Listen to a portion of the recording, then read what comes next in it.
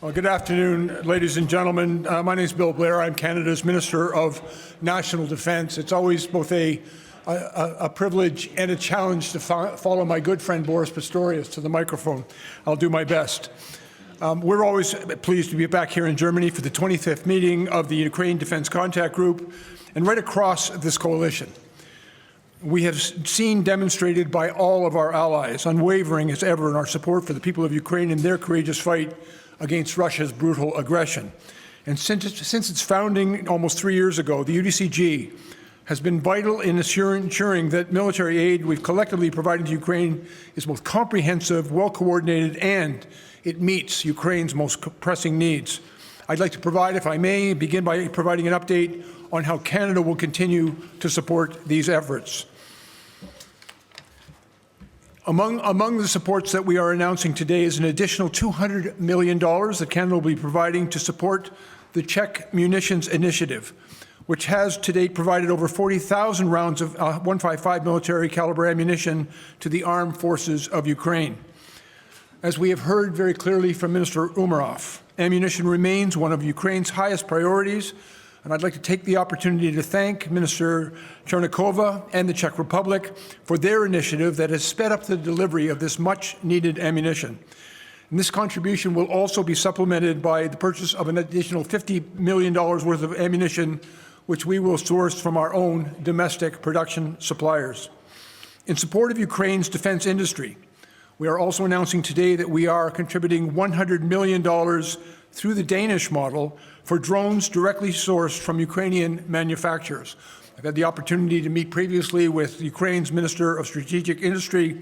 We have previously made contributions to that industry for the purchase and manufacture of drones, but the Danish model actually creates a great opportunity for us. And I want to take the opportunity as well to thank Minister Poulsen and the Danes for providing this mechanism that we have found extremely useful in order to assist us to support Ukraine's defense industrial base over the long term. It's going to also help us boost innovation and develop expertise in military drone usage and design that can be applied to Canada and to all of our allies. Further, we are also delivering another $60 million worth of high-resolution drone cameras, which have been received by Ukraine over the past 2 months. And finally, I'm also pleased to share with you that Canada is donating an additional $30 million in winter gear, with deliveries already beginning in the previous month. The Ukrainian people have paid a significant price because of Russia's authoritarian ambitions, and it is critical that we all continue to support Ukraine as they fight for freedom. I'd like to take this opportunity as well to very publicly thank Secretary of Defense Lloyd Austin. When Russia violated international laws and invaded Ukraine, the United States stepped up and they led the alliance of democracies in taking a strong and unified stance. Vladimir Putin sought to weaken NATO, but I believe he has failed completely. He has only deepened our collective resolve to defend Ukraine and to stand united together. Secretary Austin's remarkable leadership has guided the coordinated response and contributed military assistance that has been critical to assist Ukraine. He has been a strong and steady leader at the head of this coalition. And all of us here who believe in a free world are grateful for his contributions to uphold the rules-based order and for establishing the foundations of the UDCG, which I believe will continue to support Ukraine now and in the future. Thank you very much, and I'll be happy to take any questions anyone may have.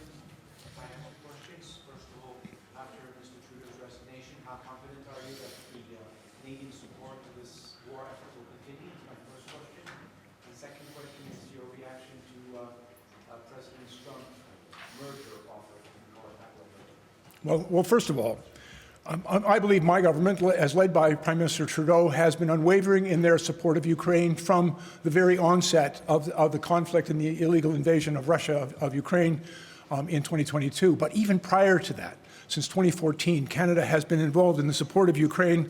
There is a very strong relationship between our two countries. We have been unwavering in our support throughout the term of our Prime Minister. I also believe that support extends well beyond government. It is a support that is strongly felt by all Canadians. We understand that the struggle of Ukraine against the illegal invasion by Russia actually represents all of our interests in standing up for that rules-based international order and standing up to aggression and imperialism that we have seen from Russia. And so I am absolutely confident in Canada's continued and unwavering support for the Ukrainian people, and any future government, ours or any other, will continue to support Ukraine, not just as long as it takes, but to their victory.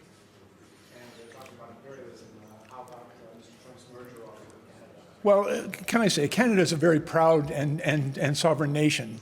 And I think our long history and our relationship with the United States reflects that we have always been a trusted and valued partner and will always continue to be. The remarks that we have heard over the past few weeks are deeply concerning and, in many respects, profoundly disappointing. And I would hope that the United States would recognize the value of Canada as a neighbor, as an ally, as a friend, and as a partner. We work so collaboratively together, not only in NATO, but in NORAD, in the defense of North America. We have always stood side by side together. Our economies, our national interests, our people are deeply united. And I would hope that that relationship would be respected by our closest friend and ally. And ladies and gentlemen, if there are no further questions, thank you very much for your time.